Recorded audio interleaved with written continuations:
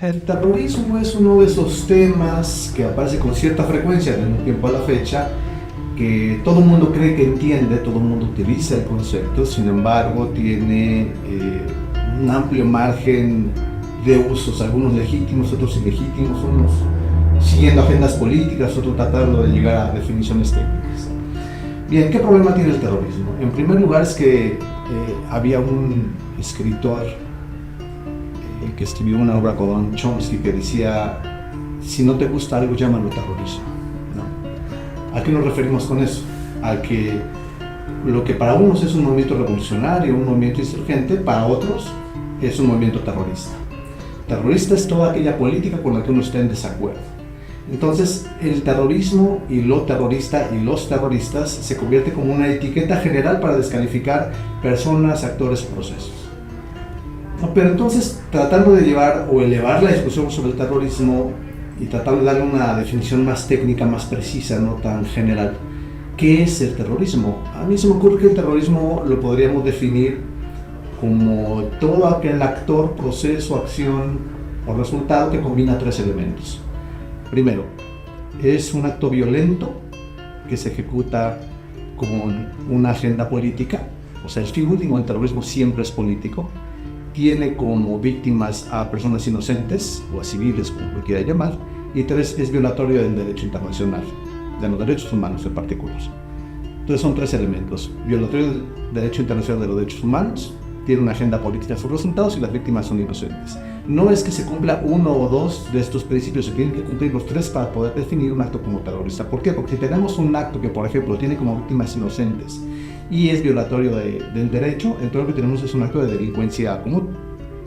Si tenemos un acto que, por ejemplo, es violatorio del derecho y tiene una agenda política, pero sus víctimas son militares, bueno, pues es un acto de guerra, pero no necesariamente terrorista.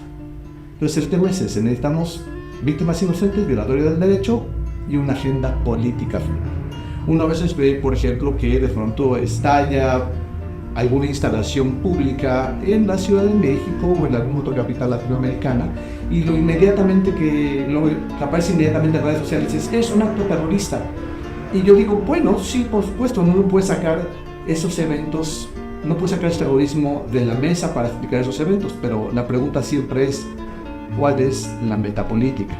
¿Cuál es la agenda política? ¿Cómo afecta de manera directa en los procesos políticos en el lugar? Y ahí es donde el argumento terrorista con mucha frecuencia se disipa. El resultado de delincuencia, de negligencia, de irresponsabilidad, de torpeza, de inexperiencia, pero no necesariamente de un acto terrorista. Ahora, el tema con el terrorismo también es que si no tenemos una definición técnica precisa, entonces se convierte en una bandera que abre la posibilidad a múltiples acciones. Así tenemos, por ejemplo, que con la guerra de Afganistán se comenzó a utilizar un eufemismo para no llamar a los talibán o a los miembros de Al-Qaeda en particular enemigos de guerra. ¿Por qué? Porque si uno califica a un actor con el que tiene un conflicto armado como un enemigo de guerra, entonces se activan los protocolos de Ginebra las convenciones de Ginebra y sus protocolos adicionales para la protección de los prisioneros de guerra, que es lo que debería de haber activado cuando Estados Unidos invadió Afganistán. No, ¿cómo llamaban a los combatientes de Al-Qaeda y de los talibanes? Les llamaban agentes activos ilegales, más o menos el nombre, pero hacían lo posible por encontrar una fórmula verbal que no les reconociera el estatus de fuerza beligerante para que entonces el derecho no nos protegiera. Y eso era en términos técnicos, pero en términos públicos decían: ¿qué estamos haciendo? Estamos cazando terroristas, y no se daban el tiempo para definir qué cosa era un terrorista. Ahora, aquí hay que distinguir también que existen dos grandes categorías de acto terrorista o de terroristas. Son los terroristas independientes u organizacionales y el terrorismo de Estado. Lo que aparece en las noticias con frecuencia son actos de terroristas o de grupos definidos como terroristas, y tenemos bombas, balaceras, secuestros, amenazas. Terrorismo, por ejemplo, lo que llamaba el gobierno francés y español a la ETA en su momento, descendieron como grupo terrorista. Y de eso se llenan las noticias. Sin embargo, lo que no aparece en noticias es un terrorismo que es muchísimo más frecuente, muchísimo más letal y muchísimo más antiguo, que es el terrorismo de Estado.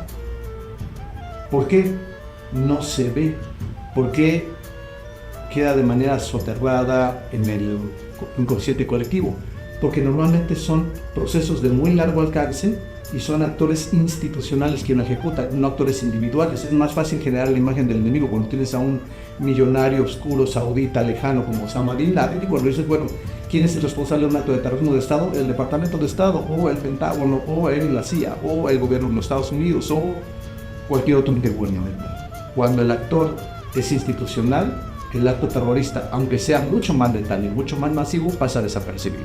Cuando el actor es individual, por muy pequeño que sea, el acto terrorista tiene muy alta visibilidad. Esto es un criterio para la lectura del discurso terrorista en medio de información.